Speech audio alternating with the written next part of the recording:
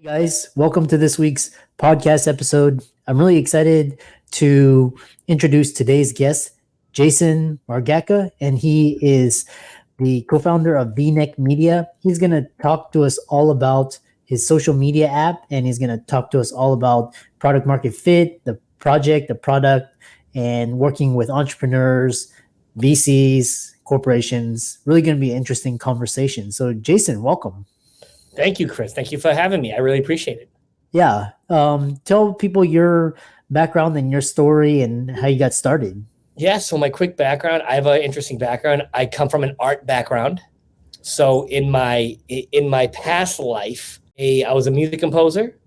I was a dancer and a stand-up comedian. And I somehow ended up in business. I got into film because it was a much better way to make money. And I got into film, and then I really started to got into film, was, making a living, started learning business, started learning marketing and strategy and really good production.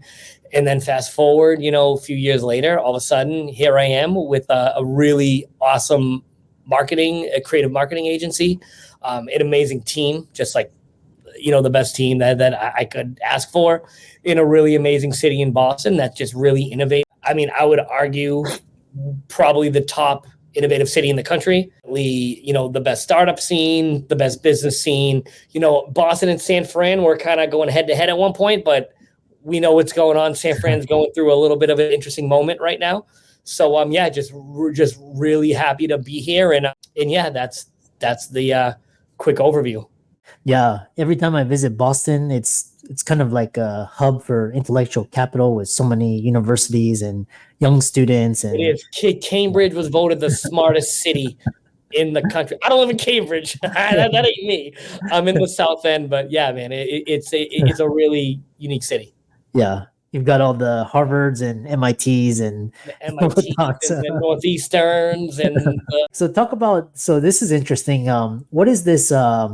Vneck Media, and it's a promising social media app. So what does it do? And so Vneck Media, we're a creative and marketing agency. We do exist. So our main kind of business is we work with really large companies on campaigns. They have a creative campaign. We work on the creative. We work on the production, and then we help them with strategy and marketing. Or we work with smaller companies and we really get involved with the whole company. We help them on their branding, on their marketing, on everything, on their social media, et cetera, et cetera. So that's kind of where we live, but we've really grown organically. We've really gotten busy, and even during the pandemic, we really hit an interesting stride, because as awful of a moment as that was, it was one of those moments where, being an entrepreneur, you should be built for moments like that, not to pivot too much, but you really, when those moments hit, you got to figure out, how does my business survive? How do I really get this moving? So we really diversified and started getting into different areas of businesses and different verticals, including we started building apps in a small capacity with some of our really more interesting creative partners. Yeah. And what's interesting is I can tell you're a creative, that creative energy, and talk about how important it is, especially with marketing and advertising and sales, the creative component. So, Chris, the creative component is interesting because people look at creative like wrong. People look at creative as just like, oh my God, I have an idea, and this is my idea, right? Creative in the professional environment doesn't work that way, because you have to understand the company, you got to understand the brand, you got to understand, and also you got to understand how to execute your idea. You got to understand how to execute your idea on the right budget. Like, we all have ideas, but I have people come to me with the best ideas, but I'm like, yo, bro, that idea is going to cost 50 grand. That ain't the right, you know what I mean? That's not the right vibe. So it's just really, really being creative, but understanding the parameters of creativity within the boundaries of a business, whether it's a startup, a small business, a large company. There's all these rules, being creative as a kid, it's the best because you can just do whatever you want. Oh my God, I'm in a good mood. I'm in a bad mood. I'm going to make this and make that. And coming from a creative background as I have, in my youth, I could do that. But when you really apply it to a different parameters, it just changes how creativity works. It's interesting how you describe when creativity, how it works. What is creativity to you? Because, some people will say, I'm not creative. And then there's other people who are like, creative is just, everybody's creative. It's just how you put things together. I mean, Chris, I think creative has different variables. There's people who are creative making music, right? But also starting a business is just as creative. It's just a different mechanism to creativity. So I think being creative encompasses all of them. There's different types of creativity, but at the end of the day, it's really learning how to execute your creativity in the market, right? Like, a lot of people are creative and that's great, but I can speak for myself for a very long time. We're all creative in our basements, which is great. That's cool. Word. Love it. Thank you, Mom and Dad, for letting me be creative in the basement. But there comes a point where that creativity has to it's got to grow legs, right? And it's got to move, whether you're an entrepreneur, or you're a music composer, or you're a video person, doesn't matter. So it's really about learning creative, but also, and I'm going to throw this out there, this is an original. There's a business to creativity that unfortunately 80% of people or more never quite grasp. And why is it that they don't grasp it? Is it like they just misunderstand it, or what are your? Yeah, because then again, and I can speak for myself. My whole 20s, I just wanted to be creative, and that's it. I just wanted to make music, make videos, do this, do that, but I never really understood that I need to be the vessel to take that creativity into the world. I got to figure out how to be creative, how to make money with it, how to do this, how to do that, right? So that's what I mean. In that's a business. That's a business thing. And most creatives, including myself, and I can speak on this very clearly because I was that full-blown creative. And at that time, I didn't care about business. I didn't want to learn about it. I just wanted to be creative, create things until you learn, wait a minute, I need to get this out into the universe somehow. And, that's a whole different skill set that most people don't learn, or they're not brought up in the opportunity to learn. So that's one of the things that's really important that, people understand. If you're creative, you really got to understand some level of business and some level of how to get that out there, because without it, like I said, you're just going to be, like me in my parents' basement for a decade, not really making the moves that I should have been making at that point. Yeah, it's interesting. And we're going to talk a lot about kind of the experiences. How did your experiences shape your understanding of what it takes to launch a successful product, a business, etc.? It's one of those things, I don't think many things prepare you for it. There's no prep, there's no training that's ever going to just fully engulf you in how to do it. You really just have to put yourself in a position to do it. So that's the thing. And don't get me wrong, education is great on every spectrum. Education is amazing. I went to school, I got 2 degrees, and they don't make it. I got a degree in psychology, sociology, and music theory. Who knows? It worked. It worked somehow. It's a tough question to ask because everyone has the answers. But the thing is, no matter how much advice anyone gives you, whether it's me or you or Mark Cuban from Shark Tank or Mr. Wonderful from Shark Tank, you still have to apply it to your unique circumstance, which is kind of a thing that people need to get. There's no universal truth or universal advice that's just going to get you there. You have to take all the advice in, but you still, at the end of the day, you still have to figure out your own path, and you got to pave your own way.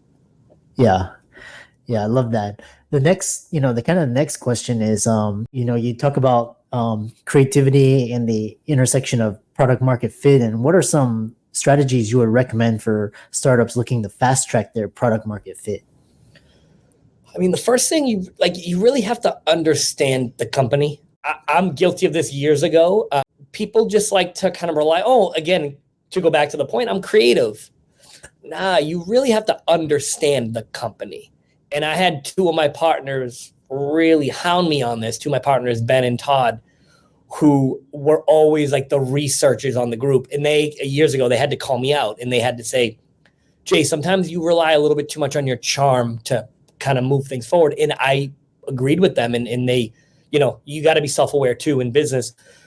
Just really like dig deep, like go in a deep dive. Like when I see, like, again, two of my partners, Ben and Todd, they really taught me to dig deep. Go into a brand. Don't just come in just because you got good ideas. That doesn't matter. You really have to dig deep, learn the brand, learn the company, talk to the people there before you come with a creative idea. Because what you see from a third-party perspective on a business is great, and that's important. But you're not going to get the full picture until you really dig deep, talk to the people, investigate. What else have they done? What other campaigns have they done? What other brands have they done? Really get involved in that, because, just relying on, oh, I'm creative, I get good ideas, it doesn't mean it's going to jive necessarily with that company. So just the one thing I will say, and it's not always the funnest work. That's the thing. Like, people think this stuff's all glamorous. It's not. Yeah. You really have to spend hours and hours and hours digging into whoever you're trying to work with and really understanding what they do, what they stand for, what they're comfortable with, because, a lot of these people will bring ideas and like the company's not really down with that idea because it's a little bit out of their comfort zone of creating a moment. So like the thing is just go, everyone should go a little deeper into understanding who they're working with. I don't care if you're working with a huge company or you're working with a little tiny startup who has $1,000 in sales. Understand who you're working with, dig a little deeper. Yeah, I love that. And in your opinion, you kind of know what if a new venture or product or is going to be successful. What are some of the key factors that determine what you're looking for? What I'm looking for as far as who I would work with, or just if I'm working with them, like the key factors to success. Yeah, key factors to success. I mean, it starts with the entrepreneur. I've coached a lot of entrepreneurs, and it really starts with understanding what entrepreneurs understand, what it really takes to kind of be successful. There's a level of just sacrifice that, not everyone's willing to take, and there's nothing wrong with that at all. I live in Boston. I went to Boston Startup Week, and I sat in a talk about, it was like the true entrepreneur life, and I left. And I bumped into this kid in the hall. He's a young kid. He was a young kid in college. And I go, oh, what did you think? He goes, I don't know if I want to be an entrepreneur. I go, what do you mean? He's like, man, they painted a picture that I don't know if I want to do that. And again, let me be very clear. There's nothing wrong with that at all. There's nothing wrong with that. You just have to understand what it is. So the first thing I work with, really see if the entrepreneur is really ready and willing to do that. And then, kind of seeing, if they're willing to execute, because like anyone can have an idea. An idea is really not that important. It's really being able to execute on the idea and execute on putting the pieces together to do it. So what we look for, especially with startups, is really being able to, identify if the entrepreneur is really that level of entrepreneur to pull it off, if they really have what it takes, if they kind of know and again, we're there to help them. If I'm working with the business, we're there to help them, but I'm not building the business, right? I'm just there to help guide them. It's up to them to walk through that door. So that's what we do. And again, if we're working with larger companies, it's got to be the right fit and the right budget, obviously. I mean, I don't know what it is. But that's kind of how we kind of decide, but even with a larger company, it needs to make sense. We're not always the right fit for people. We try to be, and with startups, we just want to make sure that it's the right entrepreneur who really understands the nature of the beast that they're getting involved with. Yeah, I love that. And kind of we'll wrap it up with one final question before the audience can learn how to contact you. Is like, entrepreneurship is a huge roller coaster. It's almost like bipolar. And then, like, how do you stay resilient, motivated? What advice would you give to emerging entrepreneurs, and how do you pivot? What do you learn? All of that. Chris, no. It's one of those things where it's like, it's the hardest life, but it's also the most fun. Yeah. But the fun has to be discovered, because at the beginning, it's not fun at all.